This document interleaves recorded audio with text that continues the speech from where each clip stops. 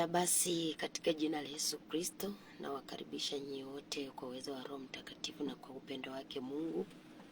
Kwa moyo mkuu ametujalia neema ya kuwa hai siku ya leo.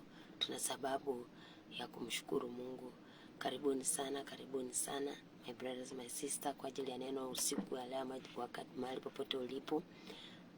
Naomba ya kwamba tukaweze kushiriki neno, ikiwa ya kwamba ni siku ama wakati mzuri Mungu ametujalia neema kwa utukufu wa jina lake, na kwa sababu ana pendo kuu kwetu, angependa kila wakati tukaweze kumtambua na kumjua, kwa maana yeye ndiye anaweza mambo yote. Tunamshukuru, tunamtukuza Mungu kwa upendo wake na pia ulinzi haya ambaye ametupa. Tuna sababu ya kumwambia anastahili kwa utukufu wa jina lake. Ni wakati mwingine mzuri na wakaribisha nyote. Kama vile Mungu aishivyo, ametupendelea kutupa nafasi ya kuwa hai siku kama hii ya leo.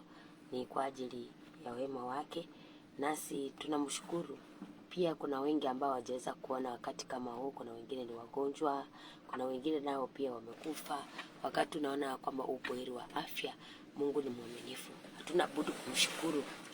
Ametupa nafasi ya kuona siku nyingine kama hii ya mwezi huu, ili tukapate kumwabudu. Kumbuka kusudi la Mungu kutumba wanadamu ya kwamba ni ili tumwabudu. So ni mimi na wewe tukapate pia kuwa na uhusiano mwema na Mungu, na pia tumjue huyu Mungu wetu ambaye ni muumba mbingu na nchi, maana hakika pasipo yeye sisi hatuwezi neno lolote.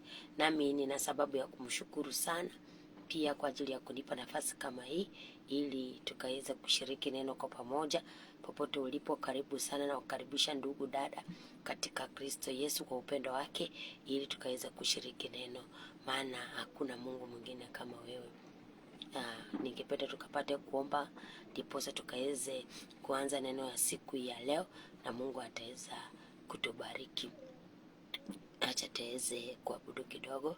Hakuna Mungu mwingine aliye kama wewe, hakuna Mungu mwingine Yesu aliye kama wewe. Wewe ni Mungu wa uwezo, umetushangaza Bwana. Hakuna Mungu mwingine Baba aliye kama wewe. Uumbaji wako waonyesha matendo yako ya ajabu, umewashangaza wengi Bwana. Hakuna kama wewe. Ukisema unatenda, ahadi zako ni za kweli. Kwa neno lako uliumba Yesu. Hakuna kama wewe. Hakuna Mungu mwingine Baba aliye kama wewe. Hakuna Mungu mwingine aliye kama wewe. Duniani kote tunaona hakuna wezaye kama wewe. Hatujaona mwingine Baba aliye kama wewe. Karibu sana tuombe. Baba, katika jina la Yesu Kristo mwana wa Mungu aliye hai, tunakuinua, tunakuabudu wakati kama huu Baba. Hakika tunakiri ya kwamba hakuna Mungu mwingine kama wewe. Matendo yako yanatisha kama nini. Umekuwa mwema, huruma zako, upendo wako hauna kikomo. Haufananishi wewe Mungu, haulinganishi. Hakika uliumba lakini wewe haukuumbwa. Uliyekuwepo upo na unayekuja. Jina lako litukuzwe, jina lako liinuliwe. Baba, tunasema ni asante kwa ajili ya wakati kama huu Bwana. Tunapenda kusikia neno lako. Naomba damu yako Yesu tufunike, nitumie kama chombo chako Bwana. Niondolee yaliyo yangu, tia yaliyo yako. Uchunguzaye mioyo Bwana, wacha ukaandae kila moyo Baba, ukakuze kila moyo atakayesikia neno hili Jehova. Wacha vile Bwana umelipeana, wacha Baba ukalitie nguvu, likazae matunda Baba. Tusaidie hata kupitia neno lako, imani yetu ikajengwe, imani yetu ikazidi Baba, tukazidi kuwa na hiyo zili ya kukuamini zaidi katika jina la Yesu. Samea, takasa, komboa, maana unaweza. Roho wako Mtakatifu akatawale. Yesu Kristo, simama kwa ajili ya kazi yako. Tumekataa interruption zote katika jina la Yesu Kristo. Wema wako na uweza wako uende pamoja nasi hadi tamati. Asante Yesu Kristo, maana unaweza. Katika jina la Yesu Kristo tunaomba na kuamini. Amen and amen. Katika jina la Yesu Kristo ninawakaribisha nyote. Nami leo ningependa tukaweza kujifundisha kweli kabisa, kama vile umesikia wimbo vile nasema, hakuna Mungu mwingine kama yeye. Hakika hakuna. Leo ningependa tukajifundisha, there is no other God like Jehovah, only He reigns forever. Maana ni yeye aliyekuwepo hapo na anayekuja milele na milele, habadiliki tena. Tunaambiwa ni mwanzo tena mwisho. Hakika ukiangalia matendo yake na kazi ya mikono yake, hakuna wa kufananishwa naye. Nami ninakukaribisha nikiomba ya kwamba tukaweze kuwa na imani kupitia neno hili.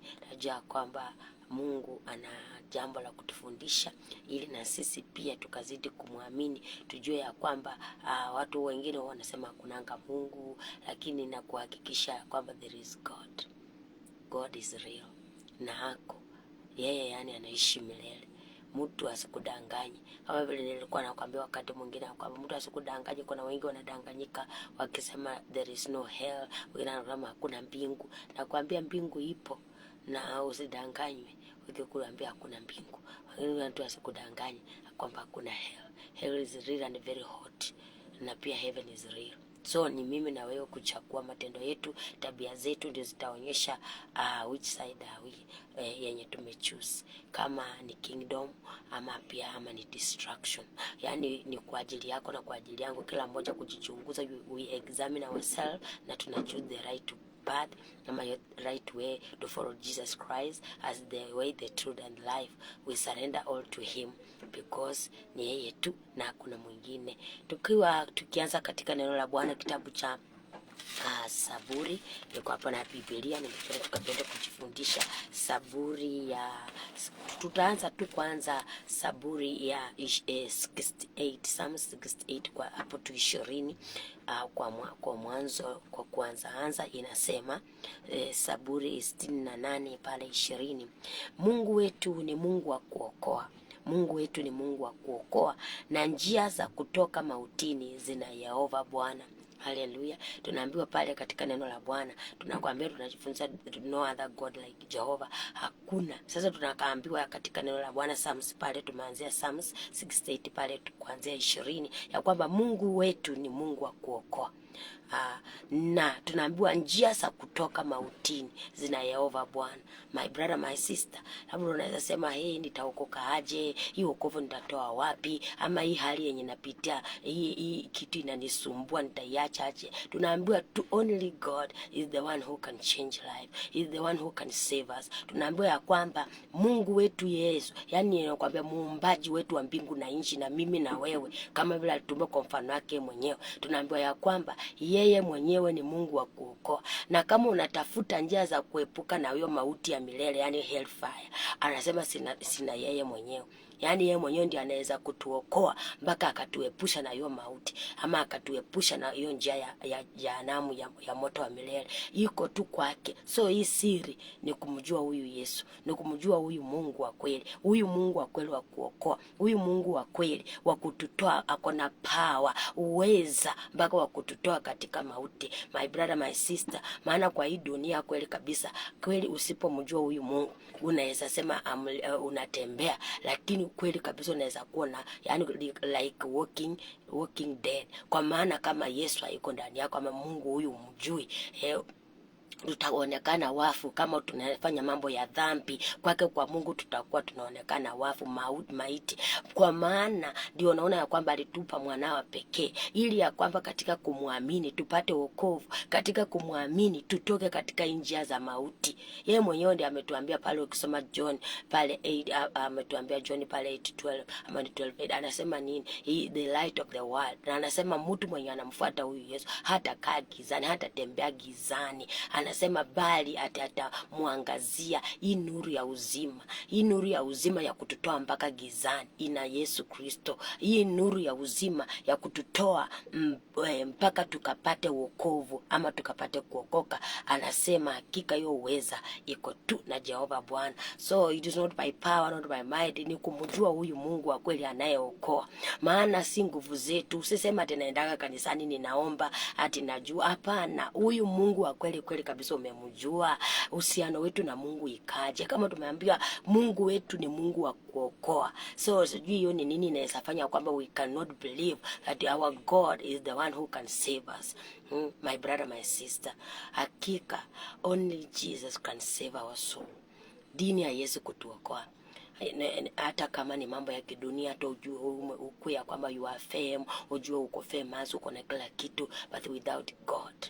Yani huwa nakwambia example, mara nyingine siku nyingine nilikuwa nafundisha watu nikawaambia, angalia hata ukiuliza mtu how are you doing, anasema I'm good.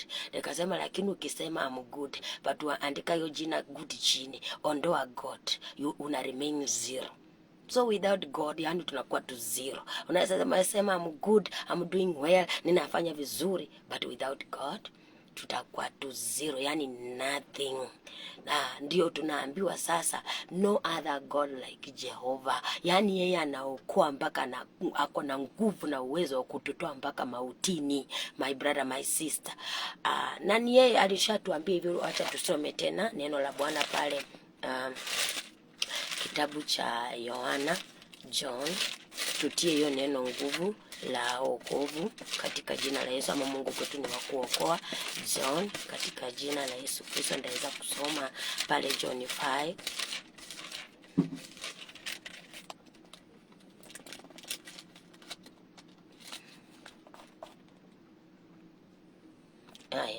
Nitaweza kusoma hiyo ni John 5 kuanzia hapo 24. Alikuwa anasema, neno la Mungu linasema, amini amini nawaambia, yeye alisikiaye neno langu na kumwamini yeye aliyenituma ana uzima wa milele, wala haingii hukumuni, bali amepita kutoka mautini kuingia uzimani.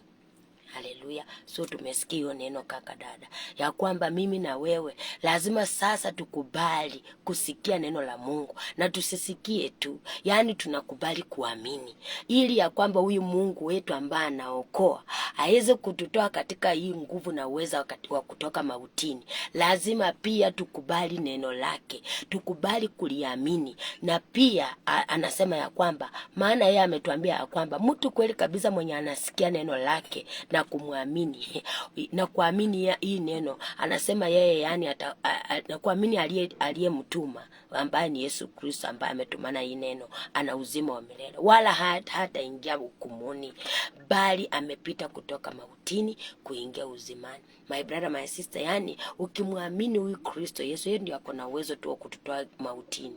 Ndio unaona tumeambiwa huyu Mungu wetu, yeye ni Mungu wa kufanya nini? Wa kuokoa, na nguvu tu za kututoa mautini zina Jehova Bwana. Yeye tu peke yake ndiye ako na hiyo uwezo. He is the one who yani ako na final say kwa roho zetu. So ni sisi tukubali, na yeye ataweza kutujalia neema. Niko na endelea kusoma pale kitabu, tuende kitabu cha Isaiah 45. Alikuwa anatuambia pale pia kuna kitu. Isaiah 45 alikuwa anasema pale Isaiah 45 hapo tu mstari wa 5, pia tunaambiwa kwa neno la Bwana ya kwamba mimi ni Bwana wala hapana mwingine, zaidi yangu mimi hapana Mungu. Nitakuimarisha ichapokuwa huku ni jua, ili wapate kujua toka mawio ya jua na toka makaribu ya kuwa hapana mwingine zaidi ya mimi. Mimi ni Bwana wala hapana mwingine. Mimi naiumba nuru na kuihuruku giza. Mimi nafanya suluhu na kuhuluku ubaya. Mimi ni Bwana niyatendaye haya yote. Haleluya. Umesikia hilo neno la Bwana katika kitabu cha Isaya pale. Umesikia tu vile tumeambiwa katika pale Isaya, katika jina la Yesu Kristo. Tunaambiwa nini? Isaya naye anatuambia hapa, yani hii ni matendo makuu ya Mungu. Yani huyu ni Mungu wa kipekee kabisa. Ndio naona yale Mungu amefanya kwa hii dunia. Hakuna mtu mwingine amaitokea akaweza kufanya kama Mungu.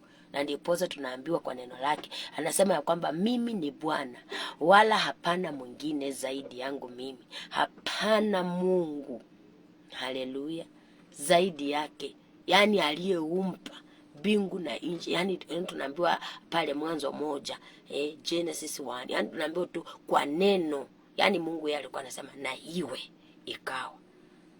That is our God. No other God like Jehovah. Hata yani ukishaangalia budi anza kusema kitu kiumbwe, ukisema tu na iwe kitu na iwe hivi, uone kama itakuwa. Hakuna. Lakini tunaambiwa kwa neno la Mungu, yeye yani anasema mimi ni Bwana, wala hapana mwingine zaidi yangu mimi. Hapana Mungu, nitakuimarisha ijapokuwa huko ni jua. Ndio naona bado ametuokoa hata kama hatukumjua. Haleluya. Bado tukiwa wenye dhambi, tumepotelea katika mambo ya giza, ya anasa, ulevi pale, wizi, tamaa, usharati, uzinzi, yani mambo mengi yote ya giza, ya uovu wa kila namna. Yeye alizidi kutupenda Mungu. Ndiposa unaona alitukubali kutupa mwanao pekee, ili mimi na wewe, kila mtu amwaminie asipotee, bali apate uzima wa milele. Ndio unaona anasema yeye yani anaweza anatuimarisha. Mungu wetu yani alituumba akatufanya hivi tulivyo, yani hata kama hatukumjua bado yeye aliremain hivyo, yani alitupenda hivyo na akatuimarisha hivyo. Nini? Ndiposa tukapate kumjua. Kumbuka Biblia na neno la Mungu nasema alituumba kwa mfano wake mwenyewe. Mpaka akatuambia we are fearfully and wonderfully made in God's own image and likeness. Lakini sasa ni mimi na wewe kumjua huyu Mungu, yani uweza wake na pia matendo yake na kila anayesafanya, ya kwamba yeye hafananishwi. Akasema yeye anakuimarisha ijapokuwa huko ni jua, ili wapate kujua toka mawio na yani kila sehemu, everywhere, 4 corners of the world, wajue ya kwamba hakuna mwingine zaidi ya mimi. Mimi ni Bwana, wala hapana mwingine. Haleluya. Akasema Mungu yeye akisema sasa, yeye anasema ya kwamba mimi naiumba nuru na kuilungu na kulihuluku giza. That is our God. Yani yeye anafanya mambo yote, giza, nuru. Yeye alisema na iwe na ikawa. Yeye ni Mungu. Anasema nafanya suluhu na kuhuluku ubaya. Mimi ni Bwana nitendaye haya yote. So hatuwezi kumfananisha. Na ni ukweli hatuwezi kumfananisha. Hatuwezi, we cannot. Hata tutaweza kumfananisha. I think ni hiyo Isaiah 46 ni ilikuwa anasema hatuwezi kumfananisha. Alikuwa anasema hatuwezi kumfananisha. Hiyo Isaiah 46 pia. Hapo tuanzie 3. Nisikilizeni enyi wa nyumba ya Yakobo, ninyi mlio mabaki ya nyumba ya Israeli, mliochukuliwa nami tangu tumboni, mlioinuliwa tangu mimbani, na hata uzee wenu mimi ndiye, na hata wakati wenu wa mvi nitawachukueni. Nimefanya nami nitachukua, naam nitachukua na kuokoa. Mtanifananisha na nani na kunisawishisha naye na kutoka na kunilinganisha naye ili tuwe sawa sawa? Haleluya. Sasa Mungu alikuwa anaulizia kweli kabisa. Kwa nini alikuwa anauliza hivyo? Maana alikuwa ameona watu wameamua kuchukua vinyago. Watu wameamua kugeukia idols, yani inaitwa images, vitu za kujitengenezea. Vitu za kujitengenezea. Alikuwa amesema hivyo. Ndio akawa anauliza watu, kweli watanifananisha na nini? Akawa anasema watanilinganisha hata na nini? Mimi nilikuwepo, mimi nipo. Yani akasema hata mtu kama baada yako kwa tumbo anasema anamjua, hata akiwa mimbani, hata paka uzee, hata ukikuwa mpaka wa mvi ya white, Bwana Mungu anasema yeye ndiye na badiliki na fananishi. Sasa akawa anatuambia kwamba yani hapa alikuwa anauliza wanadamu, kweli tutaweza kumfananisha Mungu wetu na nini?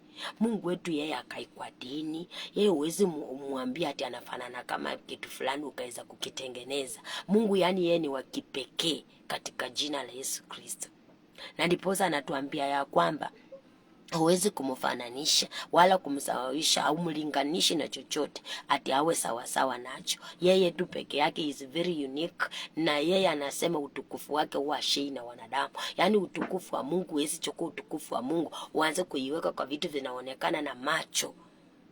Anasema watu wamwagao dhahabu. Unaona sasa watu wanaanza kuchukua, wanachukua dhahabu, kuchukua wakaisimamisha mahali pake, akasimama hataondoka. Hiyo ni miungu sasa. Vitu wanadamu wanatengeneza katika mahali pake, na mmoja atamuita lakini hawezi kujibu wala kumuokoa katika taabu yake. Hizo ni miungu, haziwezi kuokoa. Na Mungu anasema yeye haizi fananisha na vitu kama hiyo. Mungu wetu yeye si kiziwi, anasikia, anaongea na anaona. Yani yeye muumbaji, kama aliumba hii macho yanaona vizuri, yeye Mungu kama anaona tuko na masikio hivi bali tunasikia vizuri, bado pia yeye anasikia vizuri na anatuona vizuri na anatuelewa vizuri. Diposa akasema pale hiyo 46 Isaya mstari wa 8, kumbukeni haya mukajionyeshe kuwa wanaume, jifahamisheni haya ninyi mukosao. Wakati tunaenda astray, tunatenda Mungu dhambi, wakati sasa tunamfanya kuwa ya kwamba inaonekana ya kwamba basi hatumjui huyu Mungu, ya kwamba Mungu wetu yeye ndiye mwenye nguvu ya kuokoa, ya kwamba yeye huwezi kumfananisha na kitu. Wakati anapoona ya kwamba watu wamekeukia miungu mingine, anapoona ya kwamba watu wameamua kuacha hiyo the glory of God, wanaanza kuifananisha na vitu vya kuonekana na macho. Mungu anasema sasa, yani watu anashindwa, watu wanaendelea kukosea. Akawa anasema kumbukeni mambo ya zamani za kale, maana mimi ni Mungu wala hapana mwingine. Mimi ni Mungu wala hapana mwingine aliye kama mimi, nitangazaye mwisho tangu mwanzo na tangu zamani za kale mambo yasiyotendeka bado, nikisema shauri langu litasimama, nami nitatenda mapenzi yangu yote. That is our God. Yeye yani akisema kitu yeye analitimiza, si kama mwanadamu anageuka, si kama hiyo hii minara, si kama hii idols. Umeambia kitu amesema, hata umeitengeneza, unajaribu kuiambia kitu aijibu kitu, unaiongelesha haisemi kitu, hata ukiwa na taabu haiwezi kukusaidia na kukuokoa, inakuacha hapo hivyo. Sasa akawa anasema Mungu wetu si hivyo, yeye ako na uwezo wa kuokoa na anabadilisha kama tu tutakubali kukaa katika njia zake. Lakini yeye anasema kwani tunasahau? Kwa nini hatukumbuki mambo ya kuanzia zamani? Yeye ni Mungu na hajaibadilika. Kwa nini tuamue kukosea? Kwa nini tukae katika dhambi? Ndio unaona ya kwamba Mungu anataka tubadilike, anataka we repent and change, ya kwamba we examine ourselves. Maana ametuambia you cannot, yani huwezi fananisha huyu Mungu. Sasa anapoona watu wanaacha njia, wanachukua njia ya kukosa, wanachukua njia ya vinyako, watu wanachukua njia ya idols. Sasa anashangaa, anasema hata vitu zenyewe mmezitengeneza, hata ukikuwa na taabu iwezi tena kukusaidia. Yani uko na taabu, unaita kitu na ijibu na wewe umeichukua. Yani Mungu alikuwa anataka kutuonyesha ya kwamba yeye hafananishi na yeye, hatuwezi kumlinganisha na chochote. Yani yeye tu ni Mungu wa kipekee, na anasema utukufu wake yeye hashei na mtu mwingine. Katika jina la Yesu Kristo, Mungu aendelee kuwabariki katika jina la Yesu. So tuendelee kujua ya kwamba huyu ni Mungu na neno lake yeye si mwanadamu atiachikane. Unaona yeye mwenyewe ametuambia hapo hiyo Isaiah 45. Umeona ametuambia yeye yako na uwezo, akisema giza inakuwa, akiamua kusema nuru iko. Sasa akawa anatuambia hatuwezi yani tusimfananishe, maana hapana Mungu mwingine, hapana aliye kama. Yani anasema yeye kwanza anatangaza hata mwisho kabla ya mwanzo. Anatangaza mwisho tangu mwanzo na tangu zamani za kale. Yeye yani anasema matendo yake Bwana, matendo yake katika jina la Yesu Kristo. Anasema yeye matendo yake, my brother, my sister, Hakika matendo yake anasema na yatangaza. Anasema yasiyotendeka bado. Nikisema shauri langu linasimama. He is the only final say in our life. This God, my brother, my sister. The only final say. Hata kama umefika mwisho, yeye ndiye anakuwa mwanzo. Ukiona kwamba umeona sasa siwezi, yeye anasema yeye ndiye anatuwezesha, mpaka anasema ametuahidi anatuimarisha hata kama tumjua. That is our God. Sasa my brother, my sister, kwa nini uendelee kukaa gizani ukisema hakunanga Mungu? Na hii uweza wako, umeona matendo makuu ya Mungu. Umeona hata kuanzia tulizaliwa, umeona hata kuangalia tu tulikuwa tunaambiwa, nimesema ama ni methali, aliye na macho ambii utazama. Hadi wewe mwenyewe umeona uweza wa Mungu. Yala ametendea wanadamu. Angalia vile mwanadamu hata kutembea tu, kuishi vile tunavyoishi ni Mungu tu. Maana nani awezaye kuumba? Nani anaweza tu? Wewe angalia tu hiyo karabati Mungu alitufanyia ili tuwe hivi tulivyo. Nani anaweza? Hata wanasayansi wamejaribu, lakini hawana pumzi ya uhai. Wamejaribu kutuleta hapa kama robot, lakini pumzi ya uhai imeshindwa, watatoa. Ndugu yangu, dada yangu, God is the only God, the beginning and the end. Hakuna dini haitatusaidia. Hata kama tutaweza kuwa tumeshikilia mambo ya kidunia, mali zetu haziwezi kutuokoa. Hata kama ni fema, hata kama ni kujulikana, haiwezi. Lakini ukimpata huyu Mungu wa ukweli ndani yako na ndani yangu, hakika my brother, my sister, Yesu Kristo ndio jina lake, huyo atakuwa enough. Yani ndio nawaambianga, Jesus Christ is enough. Tuendelee katika jina la Yesu Kristo. Tukaweza kuona hapo kuna mahali ningependa pia tukaweza kusoma katika jina la Yesu. Tulikuwa tunaambiwa pale pia hiyo tu Isaiah 43 hapo 13 pia ni kutia tu nguvu hiyo neno. Anasema naam, tangu siku ya leo mimi ndiye, wala hakuna awezaye kuokoa katika mkono wangu. Mimi nitatenda kazi, naye ni nani awezaye kuizuia? Uwezi. Hawezi kuzuia uumbaji wa Mungu. Hawezi kuzuia ati mawingu yasitembee. Nani anaweza kuzuia ati jua isichomoze? Umezuia nyota kutoka? Hauwezi. Mungu mwenyewe hata anasema yeye ndiye anatoa uhai. I think hiyo ni Hosea 6. Labda ni amesema nini? Yeye bado hata anaweza umiza mtu, tena yeye ana uwezo wa kumponya. Hata Ayubu ametuambia pale. Utaangalia. Ndio naona anasema naam, tangu siku ya leo mimi ndiye, wala hakuna awezaye kuokoa katika mkono wangu. Mimi ninatenda kazi, nani awezaye kuizuia? Mungu wetu hazuiliki. Yeye akisema ndio naona alituambia Revelation 3:7. Alisema nini? Yeye akifungua mlango hakuna awezaye kufunga, no matter what. If he say yes, no one can say no. That is our God.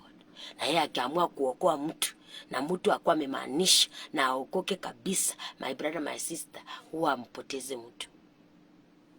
Yeye huwa apoteze mtu. Yeah, that is our loving God. Yeye hataki watu wapotee katika dhambi. Lakini sasa ni sisi ndio huwa tunakosea dhambini.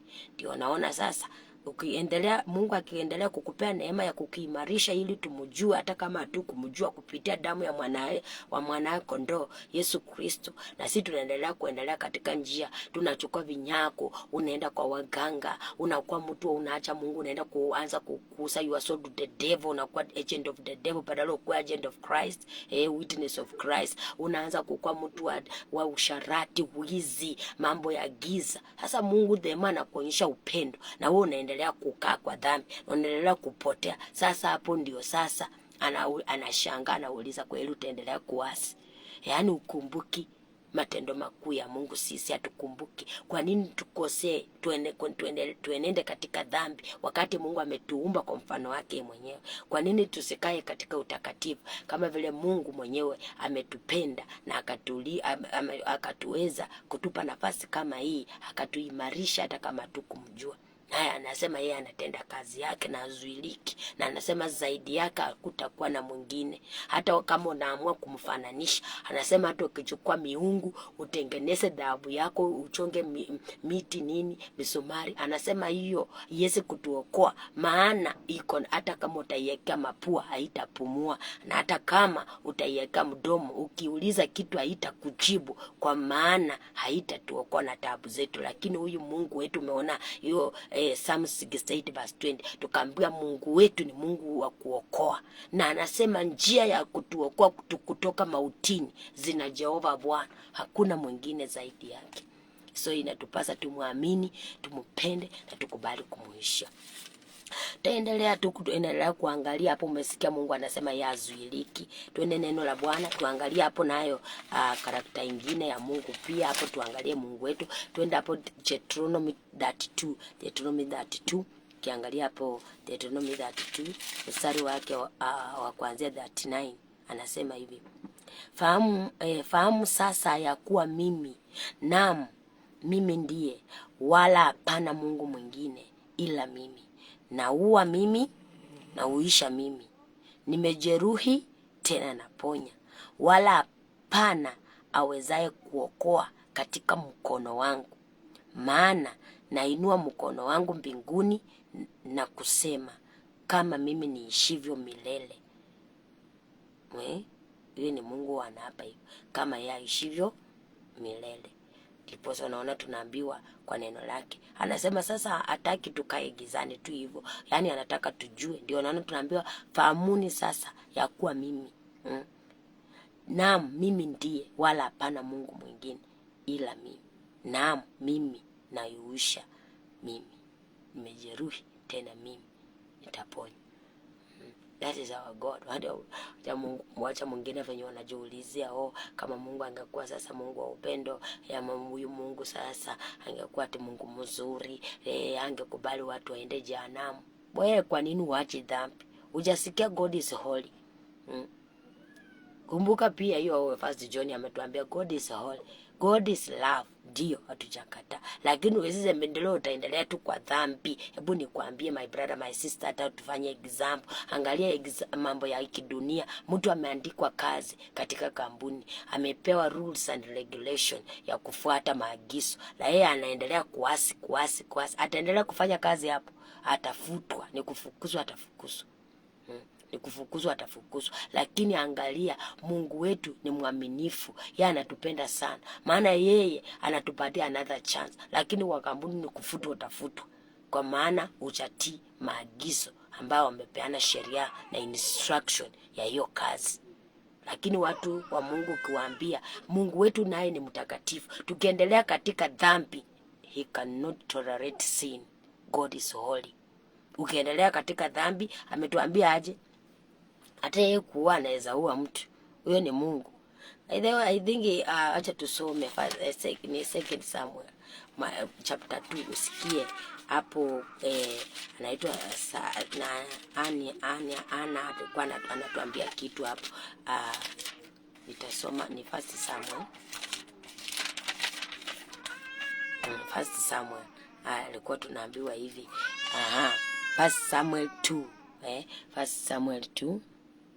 1 Samuel chapter 2 hapo kuanzia 6 anasema, Bwana huua naye hufanya kuwa uhai, huisha hadi kuzimu, tena huleta juu. Bwana hufarakisha mtu na hutajirisha, hushusha chini, tena huinua juu. Humuinua mnyonge kutoka mavumbini, humpandisha mhitaji kutoka njaani, ili awaketishe pamoja na watu wakarikirithi kiti cha enzi cha utukufu. Kwa maana nguzo za dunia zina Bwana, naye ameuweka ulimwengu juu yake. Haleluya. Umesikia my brother my sister, mimi na wewe tumesikia hilo neno.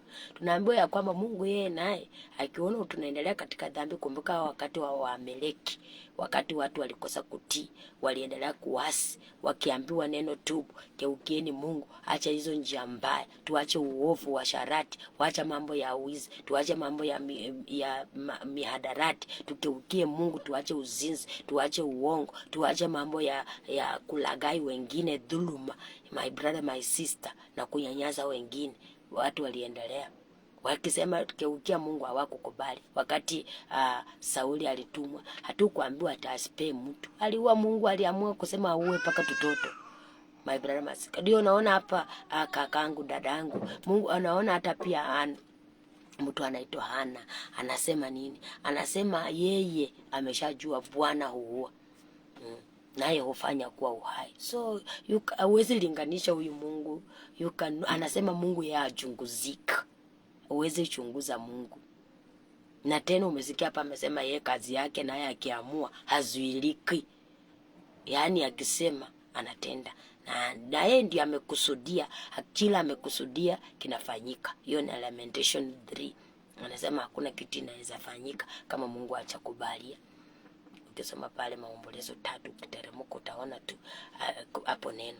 Na sasa tunaambiwa tena Mungu yeye mwenyewe anasema yeye hata anaweza shusha mtu paka chini, akujaribu kabisa. Deuteronomy 8 aliambia watu, aliwatweza akawakalisha jangwani, wakaona njaa. Si ya kwamba ati Mungu hawapendi.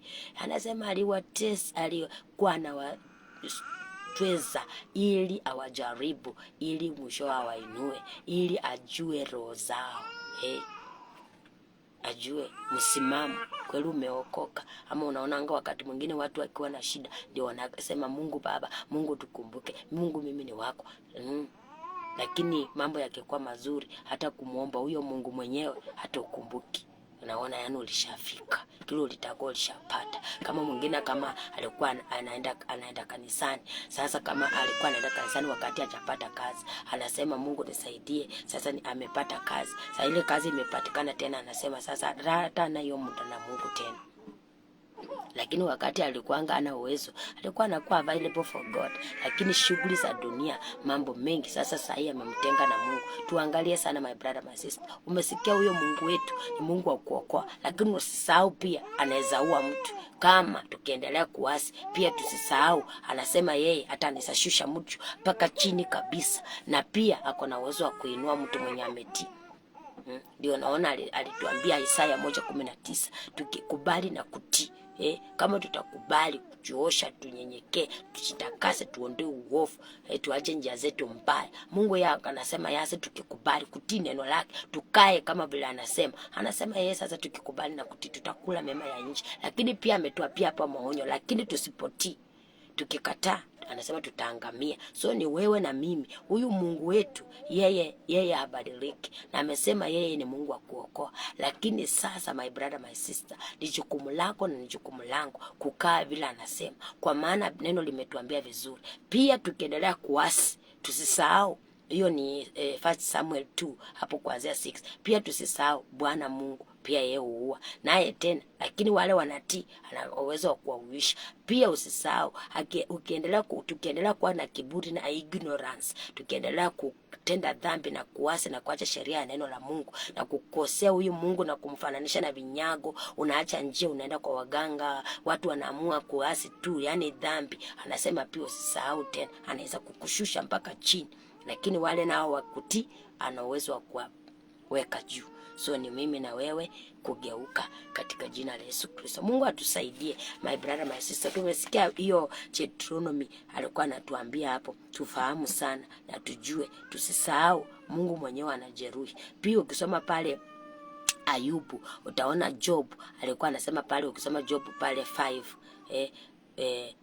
Job pale 5 pale kwa hapo 18 pia yeye alikuwa anatuambia, pia alikuwa anasema kama hapo Mungu pia yeye anasema anajeruhi, tena Mungu pia ako na uwezo wa kuponya hiyo jeraha. Pia Hosea 6 hapo 1. Sasa ni mimi na wewe tumrudie Bwana, ni mimi na wewe kugeuka njia zetu kama sio nzuri, ni mimi na wewe kutubu na kujitenganisha na uovu na kugeuka, kwa maana tumeambiwa huyu Mungu wetu hiyo Psalm 68:20 amesema yeye ako na uwezo wa kuokoa, na pia ako na nguvu na uwezo wa kututoa katika giza ya mautini, Yesu Kristo kwa nguvu zake. Lakini sasa utawezaje kutoka kama ujuani na huyu Mungu?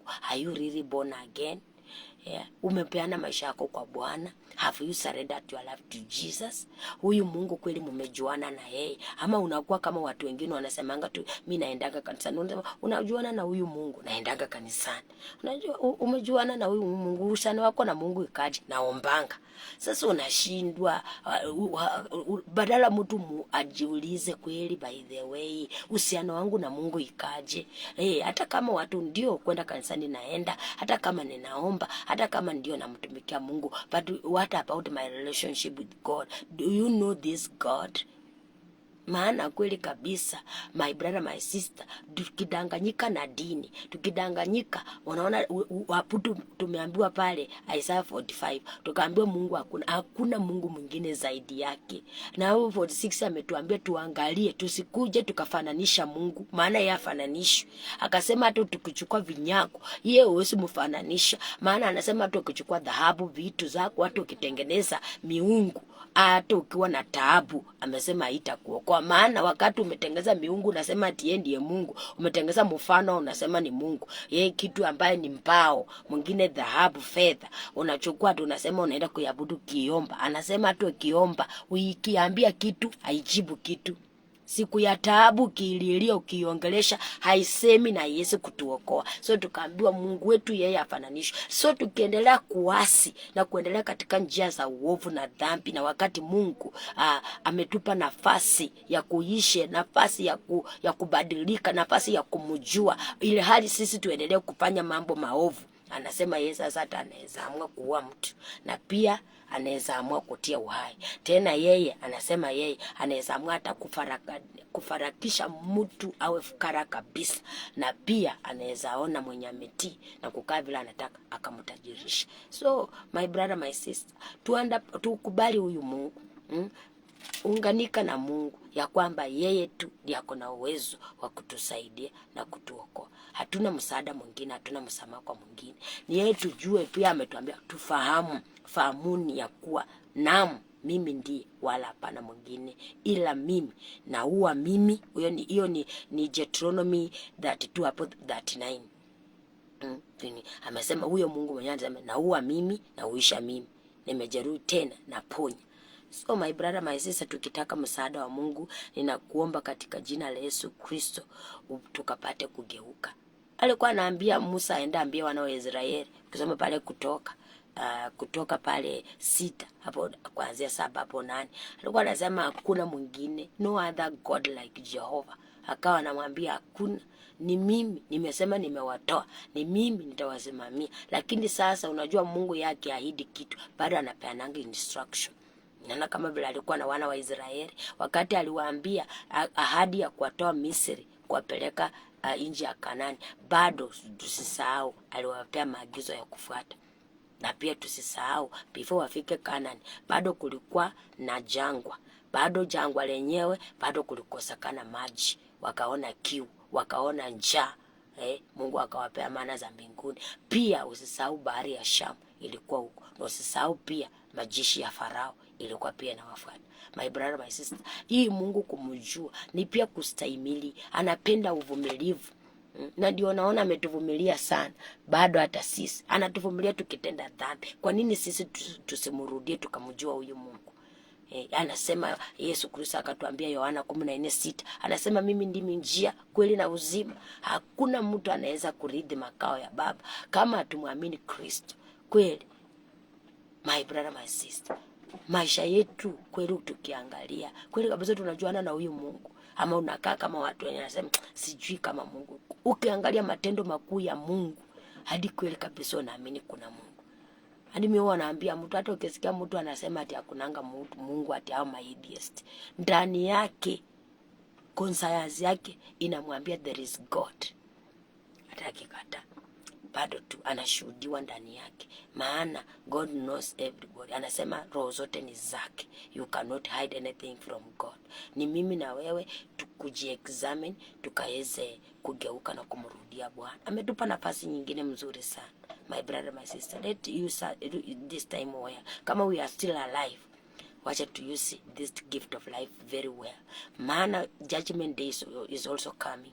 Maisha yetu kama tutakaa kwa haki na utakatifu, tukae tukimpendeza huyu Mungu, tukiendelea katika uovu, basi we will miss this eternity. Lakini tukishikamana na kutii vile neno la Mungu limetuambia, na tukubali kubadilika na kuamini, basi there is eternal life.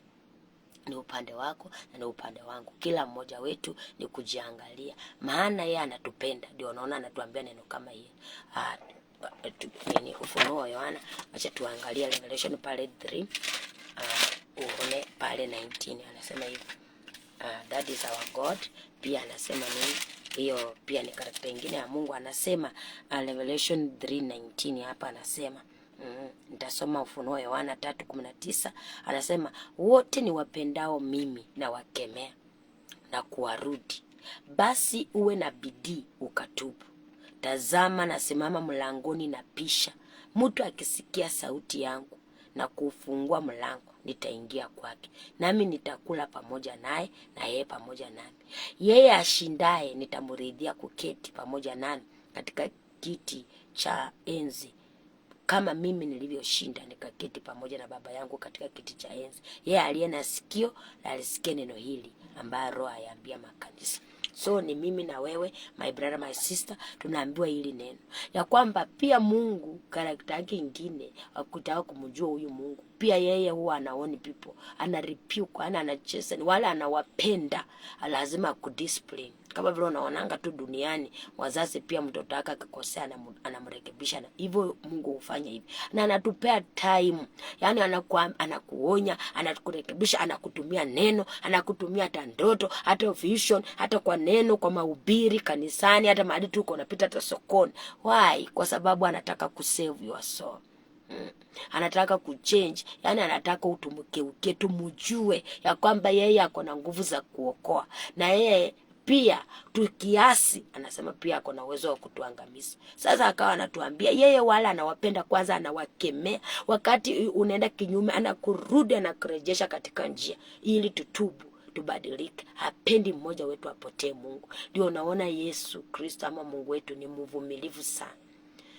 Si eti haoni dhambi, lakini anavumilia, maana anataka watu wote wafikie toba. Angalau huyu mtu, wacha nimvumilie, anaiba, Mungu anamuokoa tu, anaendelea kuja. Mtu anaenda kwa uzinzi, kusharati, anafanya mambo mengi, hata mwingine ameusa hii soul to the devil. Yani watu wamegeukia hata uganga, uchawi, lakini anamvumilia. Si eti Mungu haoni hizo mambo yote, but because anampa time. Angalau huyu mtu anaweza jirudia, akageuka, akamjua huyu Mungu ambaye ako na uwezo wa kuokoa, ya kwamba ako na nguvu na hata ya kumtoa katika hiyo mauti. Sasa anamkemea, amuonye, amrekebishe, ili huyo mtu, mimi na wewe, tutie bidii ya kutubu. Kwa maana anasema yeye amesimama mlangoni anapisha. Mlango ni mioyo yetu. Yani salvation, mlango wa salvation Mungu amefungua. Wakati unasikia neno, yani anataka mani kila wakati mimi na wewe apate nafasi, apate hiyo imani, hiyo ya kumjua, hiyo space apate ndani yako na ndani yangu, afanye dwelling place, afanye makao, angalau kupitia kutubu na kubadilika, ili tupate msaada wa Bwana. Anasema na mtu mwenye atashinda, yeye ameshamwaidia kuketi pamoja naye katika kiti cha enzi.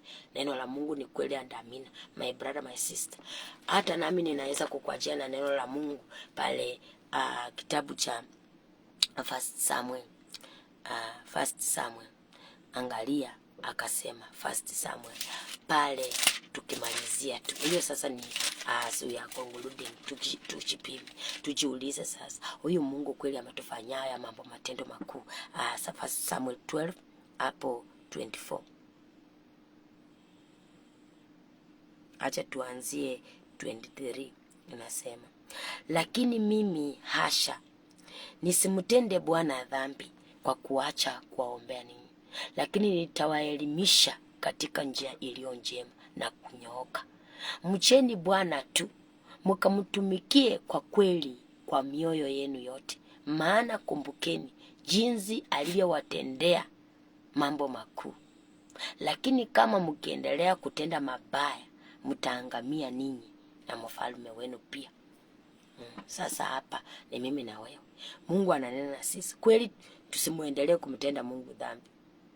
Maana kweli ukiangalia matendo makuu Mungu ametufanyia tangia pala Isaya kwa 41 tulikuwa tunaona anasema ya kwamba hata tukiwa katika tumbo, yani yeye yani alitujua hata tukikuwa huko mimbani, yani akasema na hata uzeeni. Hiyo Isaiah 46 kuanzia hapo 3 tulisoma 4-5 hapo, akasema yeye sasa hata uzeeni atakuwa Mungu wetu, na yeye abadiliki, na hakuna mwokozi mwingine zaidi yake. Leo alikuwa anatuambia pale tu ya 46 maana kuna mahali anasema ati mtazameni dunia yote, maana anasema hakuna mwokozi zaidi yangu mimi. Tumgeukie yeye. Ndio naona anatuambia tukiangalia matendo makuu Mungu ametutendea. Sasa si heri tu kumcha huyu Bwana. Heri tu kumcha Bwana. Heri mimi na wewe tumtumikie huyo Mungu mwenye ako na uwezo wa kuokoa. Heri mimi na wewe tugeuze mioyo yetu imrudie. Tukabadilike, my brother, my sister. Yaani ukiangalia tu kuna jambo Mungu anaweza kuwa alikutendea mpendwa, yenye mwanadamu labda walikuwa wamesema umefika mwisho. Daktari hata mtu wa Mungu ameponya watu. Daktari wamesema tu yaani sisi tutatibu lakini Mungu anaponya. Wamefika mpaka mwisho, but God anaingilia kati. Unaona mtu anapata nafuu. Mtu yaani mwenye walikuwa wamedania sasa wamegive up na yeye, Mungu anamuisha tena. Kuna mambo makuu Mungu ametutendea, my brother, my sister. Tangia tusaliwe, Mungu ametuponya, ametulinda. Angalia hata leo tuko hai. Hata saa hiyo angalia tuko siku nyingine ya mwezi wa 6. Kuna watu walikufia Januari. Kuna wengine hata wako fika mwezi. Mungu ametujalia neema, watu wengine wamekuja vizuri mwezi wa 5 wameshakufa. Lakini angalia Mungu upendo wake. Ametupa nafasi ya kuona half a year because of his grace. Na sasa matendo haya makuu ametupatia na hatuchamlipa chochote kwa hii pumzi ya uhai. Na haya anatuambia nini? Si tukubali tu kumcha. Anasema na tumtumikie na kwa mioyo yetu yote na kwa kweli, yani be true, kaka dada. Maana Jesus is coming very very soon, and also judgment day is also coming. Remember, me wanaambia kila mtu matendo yote tunayatenda, remember everything that we do, always God is watching, na record inachukuliwa. Record. Mimi na wewe kweli kabisa, kama tutaweza kumjua huyu Mungu anaweza kuokoa kweli kabisa, kama hatuna uhusiano mwema na yeye, where will we spend eternity? We need to change, my brother, my sister. Let our focus be unto God. Hii dunia inapita. Mungu kama ametutendea mambo yaliyo makuu, na yeye ametuonyesha yaliyo mema, mioyo yetu kwa nini ikuwe ya uongo? Lazima tugeuke, tupende ukweli, tupende mioyo yetu yote, tumkumbuke, tumtumikie, na pia tukatae mabaya, tukubali kutenda mema ili tusiangamie. Hallelujah. My brother, my sister, God loves us na hapendi tupotee. Ndio naona ametupa nafasi hii. Tusiasi ili tusije Mungu akaua mtu na ama akatesa mtu, akashusha mtu akaanza kusema Mungu kama ni wa upendo, kama ni wa huruma, kwa nini watu waende jehanamu? Kwa nini watu usijui wapotee? Usisahau Sodoma na Gomora. Huyo tu ni Mungu alitenda. Na pia mimi wanakumbusha watu msisahau wa malaika waliasi mbinguni. Angels wenye they sinned. Wako hawako mbinguni, walitoroshwa, waliangushwa. Shetani alikaanga mbinguni. Alipoasi Mungu hakutolerate any sin. Anasema tumeambiwa hapa, akasema hiyo Isaya ametuambia hatuwezi kumlinganisha na kumfananisha. Wakati mtu ameamua kuchukua utukufu wa Mungu aanze kupea miungu, ama yeye ajifanye Mungu aabudiwe, my brother, my sister, kadhabu ya Mungu inashuka. So tumrudie Bwana, tumrudieni, tugeuke, na pia tukubali kumjua huyu Mungu wa ukweli. Yesu Kristo anarudi. Tunaambiwa Yohana 1:1, John 1:1, in the beginning, kuanzia mwanzo hiyo neno lilikuwa kwa Mungu, na hiyo neno ni Mungu ametupatia. Sasa ni mimi na wewe tujue kweli kama nguvu za kuokoa zina Mungu na uweza wa kututoa mautini zina yeye. Kwa nini basi tukeuke miungu mingine? Kwa nini tusimuendee yeye mwenye ako na hiyo uwezo? Sasa ni mimi na wewe kuangalia. Pia tusisahau matendo makuu ya Mungu bila ametutendea. Yaani ama pia tusisahau mali Mungu ametutoa. Maana si nguvu zetu zimetuokoa, my brother, my sister. Si dini wala si familia. Hakuna mwanadamu alimwaka damu. Ushaona upendo wa namna gani hiyo? Mpaka mtu akubali akufe kwa sababu ya dhambi ya watu wengine, na yeye mwenyewe is holy, hana dhambi. So lazima pia tunatafakari, sisi tulimlipa nini? Kweli tutamwambia aje tukimuona hiyo siku? Mtu mwenye alikubali kufa kwa ajili ya dhambi zetu, leo hii akirudi mimi na wewe, kweli atatupata aje? Na sisi tukikuwa mbele zake, kweli tutakuwa na hofu mbele zake? tutaona haya, tutakimbilia wapi? Heri kutengeneza uhusiano wetu na huyu Mungu ambaye ako na uwezo wa kuokoa roho zetu, na yeye tu ndiye ako na the power ya